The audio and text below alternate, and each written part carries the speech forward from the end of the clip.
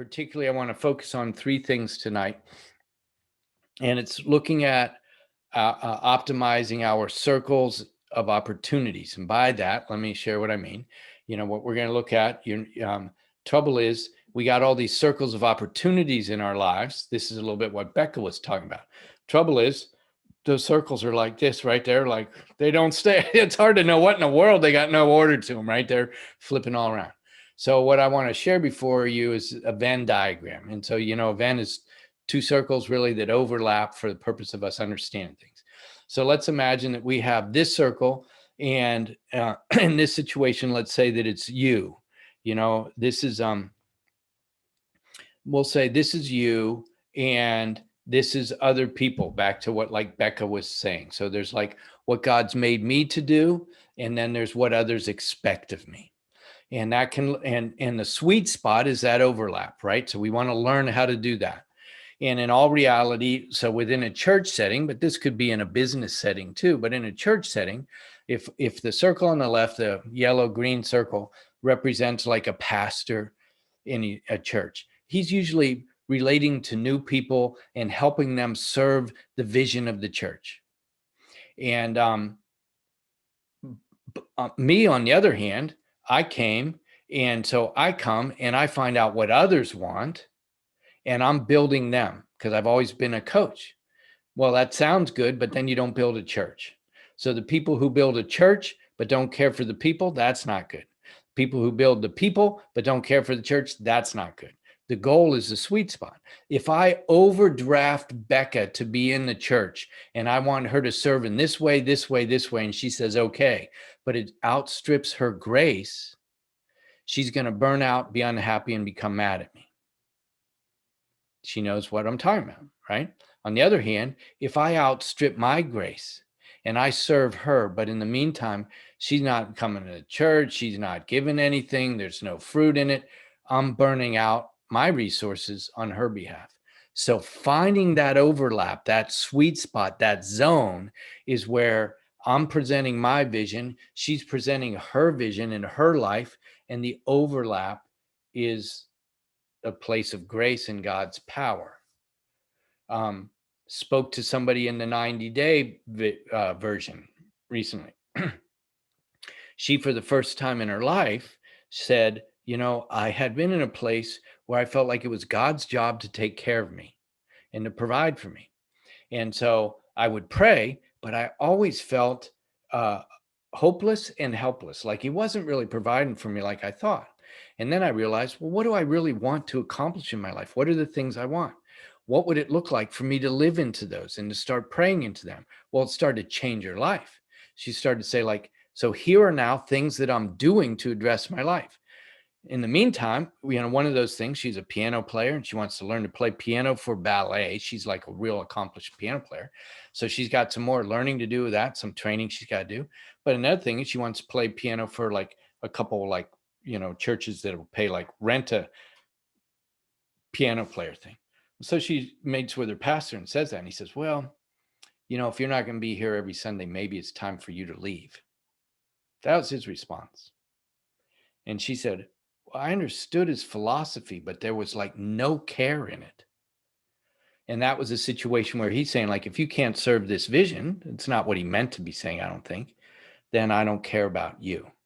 And so it's either like you got to be all in or you're not in, rather than finding that kind of sweet spot in life.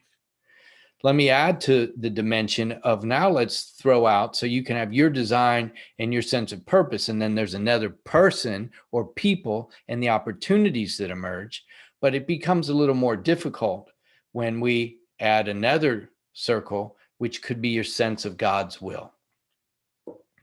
And so this is what I want to encourage you for how to determine what's going on in your life. So this takes some reflection and thinking. If we don't know our sense of design and purpose, we're not going to be able to do much with our resources. If we don't have a sense of what other people want, we're going to be just living in our self-absorbed. If we don't have a sense of what God wants, there's no power. So I wanted to spend just a moment and think a little bit more clearly about those. So because here's a danger. If you could take be a part of this course, get clear, get focused, and be fruitful. And you come out and say, here's who I am, here's what I do, then this is what my life is. And if that's all you're doing, that's not what this is about. What would be the downside if that's how you came out of this and you lived? This is who I am. Here's my strengths. Here's my gifts. And here's my purpose. This is what I do. And that's all you got. What would be downsides of that? You don't have a sense of God's will. Okay. So you're doing it as if For you are yourself. autonomous for yourself. Anything else? Yeah. I feel like it would block your growth. And why would it block your growth? Because it sounds so static. Okay, good. There's no humility. There's no learning from others in it. That's somewhat, Yeah. And I can tell you what others will feel like is you're selfish and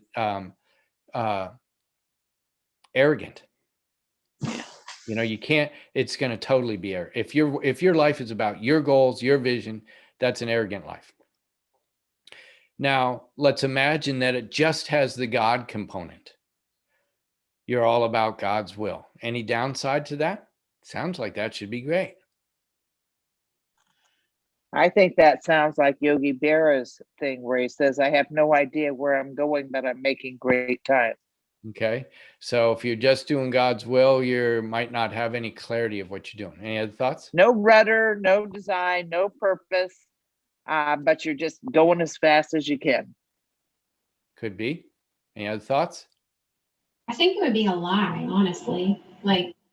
Because if you really do have a sense of God's will, you are going to be mindful of how He's made you and what other people's needs are, the opportunities around you. That's kind of key in working within all of that. So if you say, oh, I'm just in God's will, it seems more like a lie or an excuse to me. Yeah, well, I think you're right, but it is how a lot are trained. And so when you have somebody that you relate to that way, then it's the trump card. Well, I don't think this is this is what God told me to do, right? Yeah. Have you not met people like this? They're worst.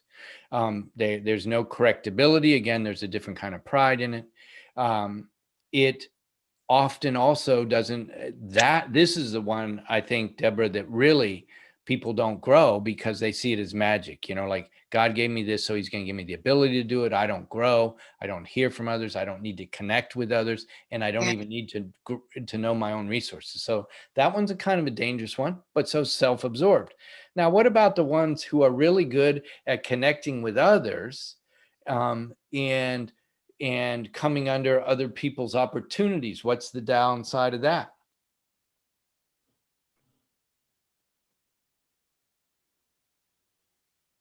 Because I kind of fit that one, I would say that I get persuaded to go in a way that is not really God's will. Okay. I kind of could go with the crowd easily because I'm also kind of a pleaser. So I think all three of those are incredibly integrated and incredibly important together. So again, right now I'm asking just that one though. What is it when we get, we're good, but our strength is responding to other people's desires and opportunities? What's the downside of that? We can do the devil's work. Well, go ahead, Becca. I just said burnout. Burnout. Why would that burn you out? Because you say yes to a lot at that point then, when maybe you should say no. Okay. And not that it's a bad thing to put other people's needs first or to engage in an opportunity, but I think the other pitfall there is you might not be doing any one thing very well. You're kind of half-assing a whole bunch of things. Okay, good. So it has that potential to get too broad, right? Too many things. I'm going to be tough. I want to be tough with each one of those left in isolation. But it also means there's no sense of self. And it's a codependent identity. So my identity is based on what others think of me and what others want. So it has a fear of man that is an underbase, and it has my identity to, it's going to be on how well I do in response to what you think I should do, which again, we don't see Jesus anything like that. So, and you can also spend time considering just the twosomes, whether it's your design and another purpose. I mean, people and opportunities. That's a great humanistic way of living life. It has no God in it, has no power, and has no eternity in it. But it could, on the other hand, you could have a sense of God and opportunities, but no sense of self. So then you think like, oh, I can do nursery. Well, you stink with kids. No, you can't. It's a need, and you've got a sense of God. No, we don't want you within a mile of the nursery. So and any one of the twos also be aware of, because we fall into these things, and be aware of what you face that might be falling short of the three, because the three is what I want to encourage you before significant decision, to take all three in. You pray about, how does this fit in relation to my design and purpose? Does this inspire me? Is this what God's called me to be? How does this fit in relation to other people, their feedback, their need, and my connection with them? Is there anything I need to learn from them? Is there any humility that I need to be like receiving so that I can do better at this? And what's God doing? All of those are really important for every decision, not just for who you're going to marry, but the big ones. Hey, I just want to say thank you for this. This is so timely. What you just said.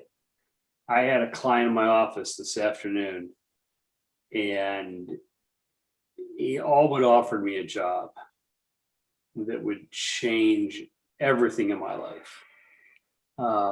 Could make me very rich very quickly, but there's no guarantees in life.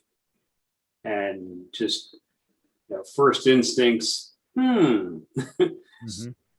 just having the sense of purpose and knowing why I would do that. Just big boss. Good. Yeah, and it will help us with what you're saying. So it's like there's things that glitter around any of the circles, and you say, "Oh, yes, that would be sweet," and then but that's not. Be nice to be doing a revival service in Nazareth, but that's not what I'm here for. Right. And so the question is, how do we grow into that zone? Because what we want to be doing really is nailing that triangle, nailing the overlap. And how do we grow into that zone? Any quick thoughts? I know I'm going a little long. I think this is essentially why you said earlier, we're going to talk about that tonight. This has been my entire week, is trying to figure out with all these things, where's my triangle? And I'll just go ahead and say, for me this week, it's been by trial and error. I've had my victories in it, where I feel like I gave the right answer at the right time, and other times where I overcommitted or undercommitted, and I think it takes a lot of trial and error. Good. And so that helps. Again, if we're reflecting, trial and error provides no wisdom if we don't reflect. So it means like, I automatically reflect, so I think I just assume everybody does. So that's a big one, but a lot of people don't, right? We do trial and error and just hope if we keep doing it, we're going to get better at, where we might not. Another is just to be aware. Even to be aware of the three circles, be aware of who I am. Does this fit? And so as you say, Dave, it could be like, well, the money fits, but does it fit who I am? And the other thing, being aware of that, but being aware of God presence and being present. So I feel like being aware of these three circles and being aware of God's presence. So we're entertaining his presence. We're dialoguing with him. And we are being present, like we started with Chris, this is where, we're being present to all the realities, to the people, to ourselves, to God. And so as we do that, we're going to discover our zone, which is our design, and our kind of aligning and designing what is appropriate. But it looks like that center triangle.